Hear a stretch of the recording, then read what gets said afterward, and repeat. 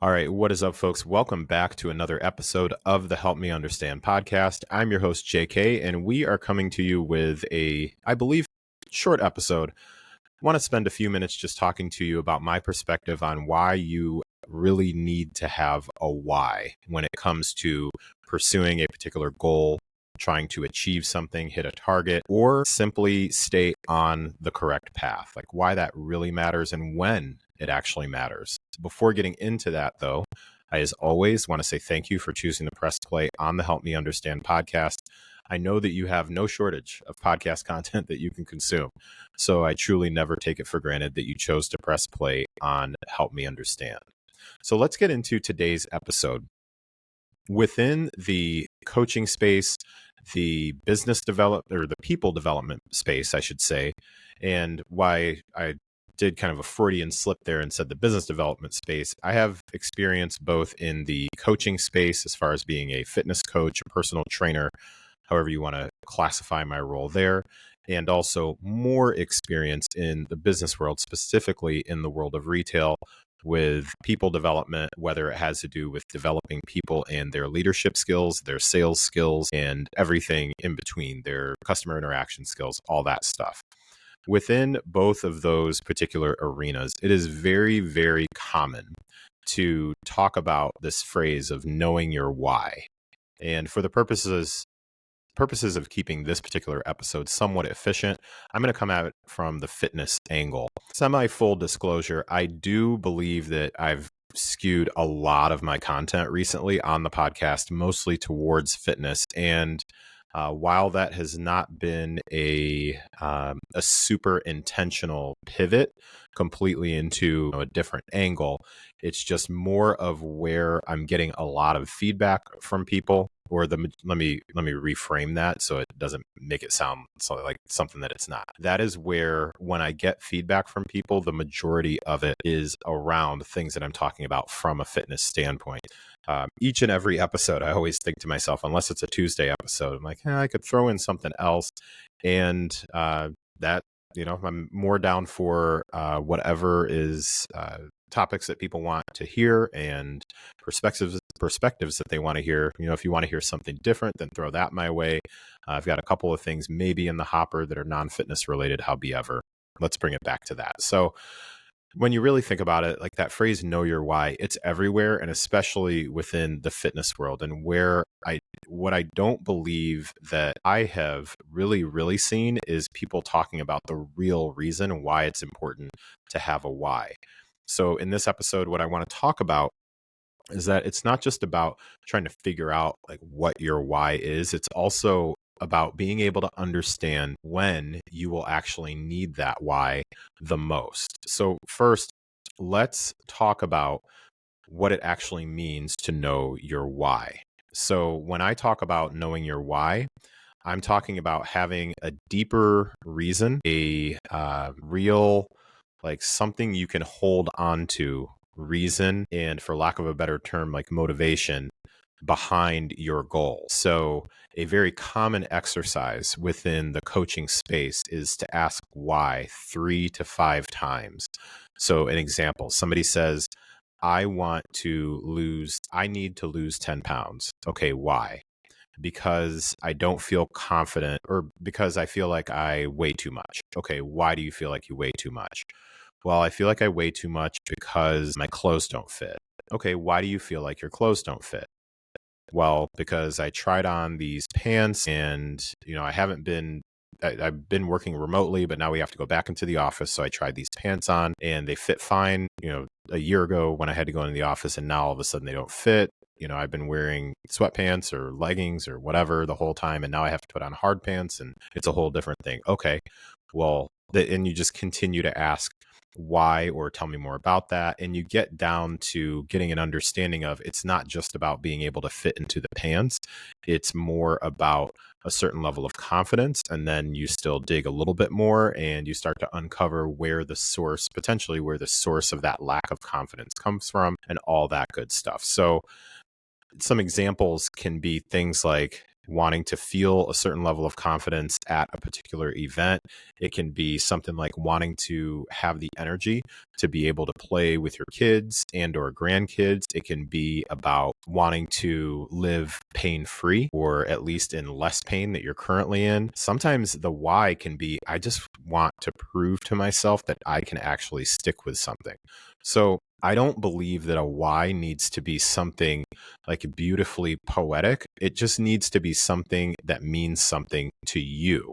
Like you, whoever you are who's listening, it is about what means something to you. And I think that, or I believe that based on conversations that I've had with current and former clients, this is something that can sometimes be not misunderstood. It can be a kind of a little bit of a orange flag if you are talking to a coach and in the initial conversation, whether it's what we call a discovery call, before you've decided to work with that person, when they ask you why something is important and you tell them your why, and if their response is something along the lines of, well, that's really not a good why. So, for example, somebody would come to me and say, I want to lose weight and build muscle. I want to improve my body composition because I'm super pissed because I'm about to get divorced from my partner and I want to get back at them.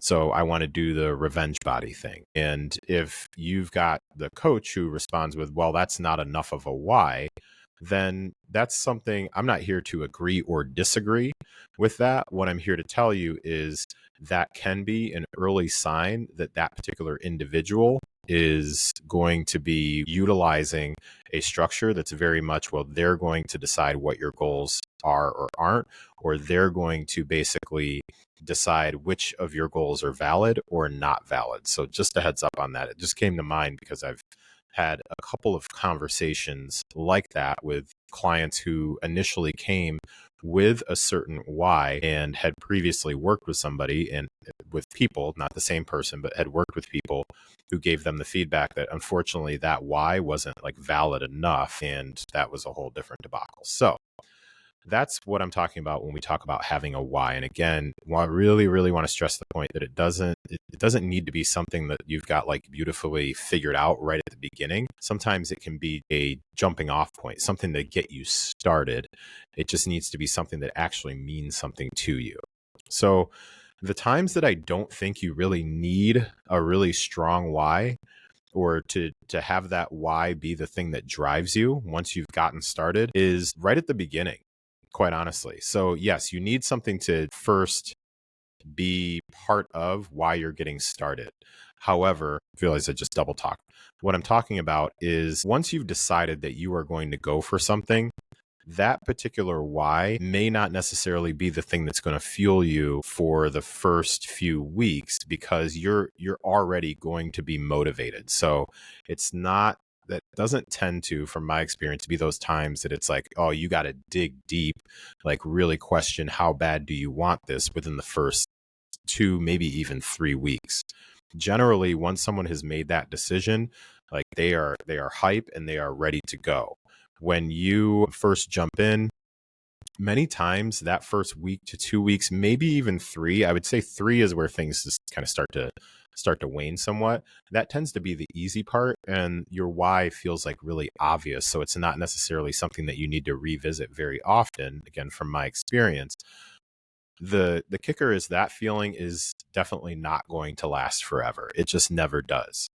Where I find that you will need your why, and this is what I really want to focus on, where you will need your why is going to be on those really tough days.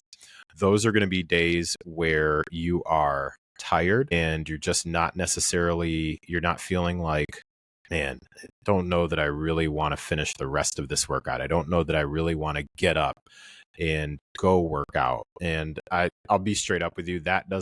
The crowd that needs motivation to go work out doesn't tend to be the crowd that is drawn to me for the most part. However, I know that that can be something that can be a challenge for some. But yeah, the tougher days where you're tired and it's more like, man, I've already put in a pretty long day, so I may just kind of like mail this one in. Times where you are feeling really overwhelmed, So those days where you feel like you're balancing a whole lot of different things, those weeks, the weeks where you feel like, man, it's just like one practice after another and one game after another and then one project. And then this person just swooped into town and said like, hey, can we get together? And all this other stuff. And those things are definitely compounded when you also are either not seeing progress and or so some combination of not seeing progress and or progress has slowed down. So that initial boost that you had when you first started off maybe starts to dwindle some.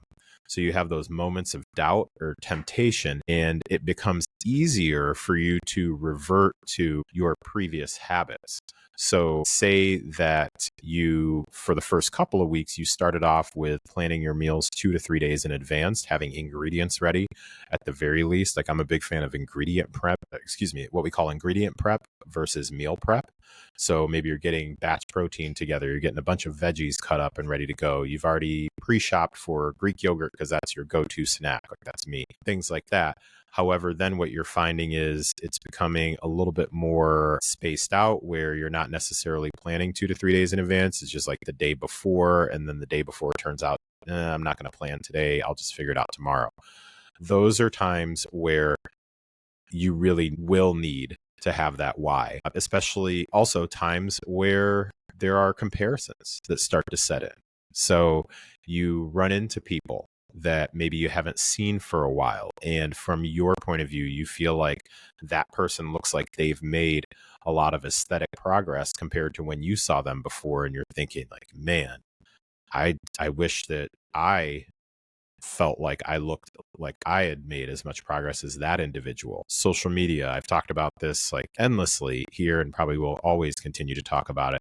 When you're on social media, and especially if you follow coaches and or influencers, you are being fed a steady stream of people, of visuals to compare yourself to that. And I'm not going to say I will die on this hill. I'm just going to say that I will plant a somewhat firm flag in the ground that what you are seeing on social media is not representative of the majority of what people look like in real life on the regular. If you take time to like pull your head up from your phone and really, really look around. So just keeping in mind, again, really thinking about those times where you really will need to have that why are going to be those tough days. You're feeling like you're a bit overwhelmed. You're feeling like progress has really slowed down. You're feeling some moments of that comparison. You're feeling like, I don't really feel like, planning for the next couple of days, things like that. So let's talk solutions then. So what are some questions that you can ask yourself in order to what I call like re-engage and refocus? That's something that we used to use at a place that I worked a number of years ago.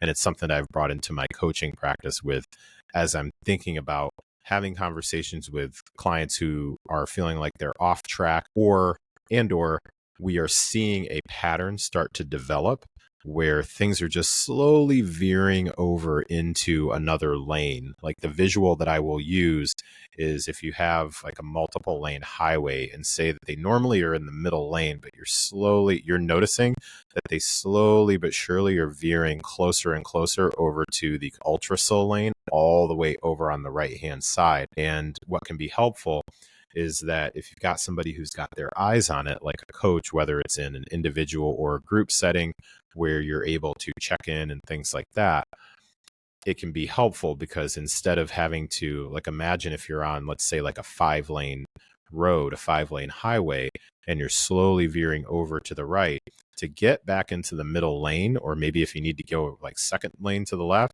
it's a little bit easier to just like slowly bring it back over one lane at a time versus if you're all the way over on the right and you decide, well, I'm just going to like go full send and we're just going to try and cross 2 to 3 lanes of traffic and go all the way back over. That typically does not turn out well.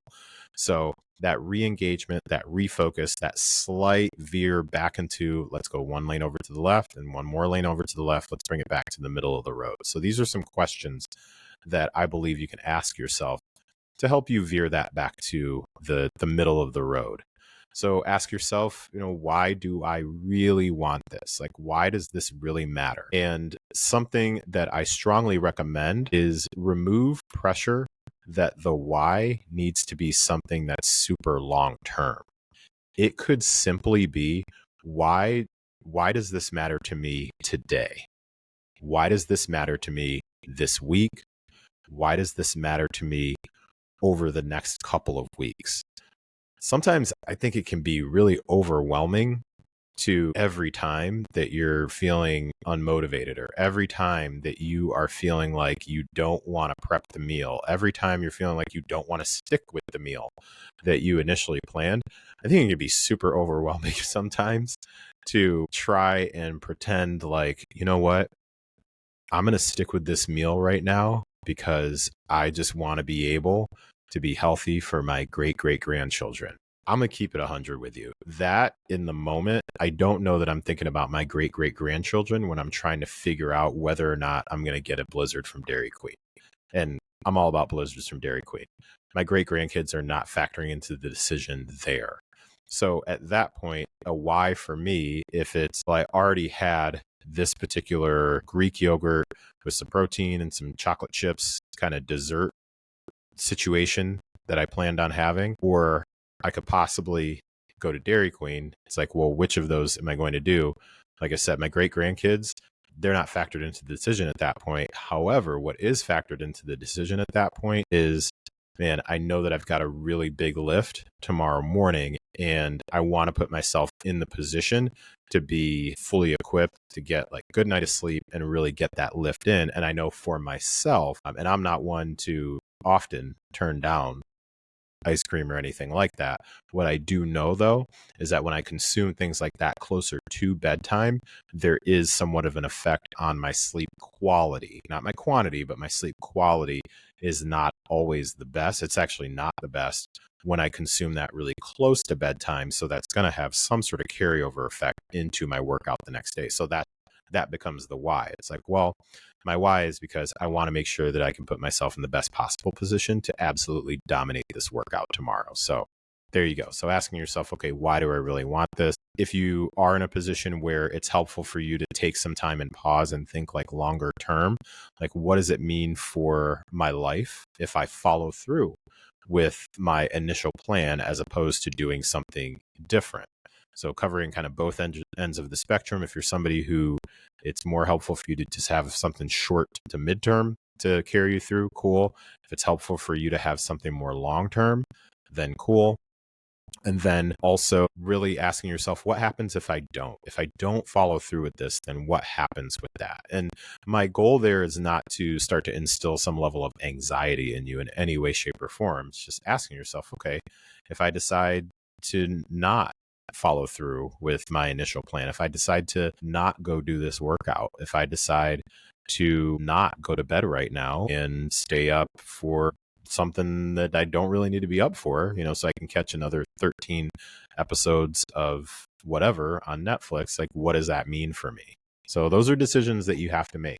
Something that I think can be helpful is when you know what your whys are, make them visible, jot them down in your notes, put them on Post-it notes. I mean, I'm sitting here at my desk and I have Post-it notes that are up on the wall that you can't see. And I will periodically switch between certain screensavers. Like right now on my phone, the screensaver just says, remember the goal.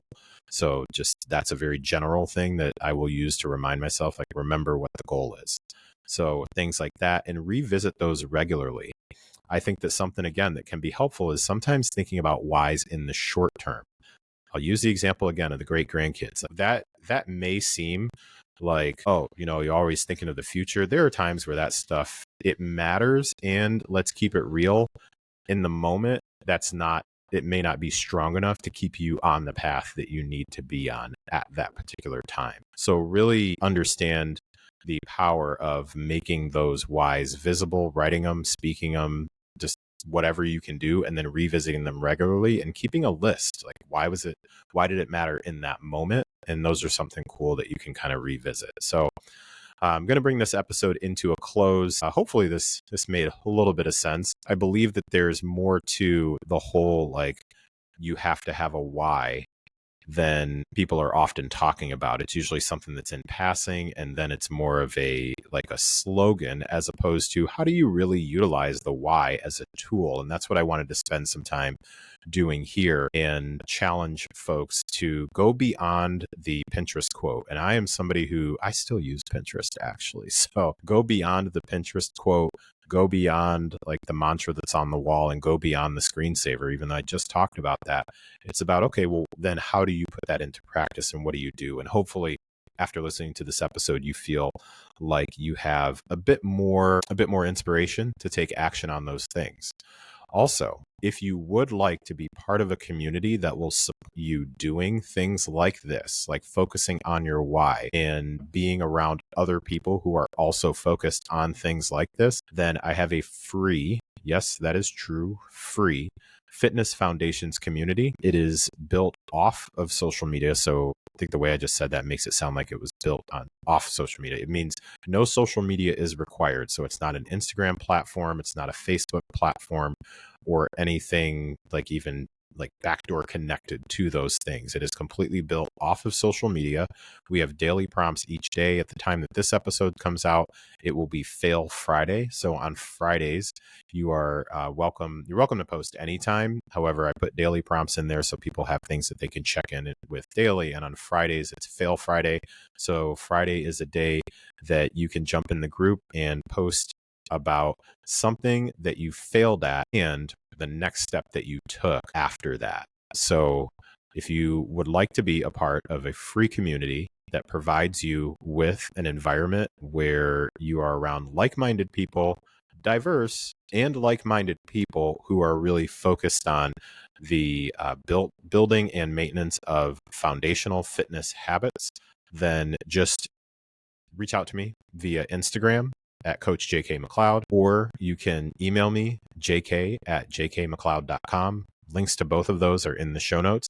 And all I need is just your email address, and I will send the invite to you. So I'm not just putting the link out publicly just because that's how bots and all sorts of different things kind of happen. So if you reach out to me, I will send you the link to join the free Fitness Foundations community.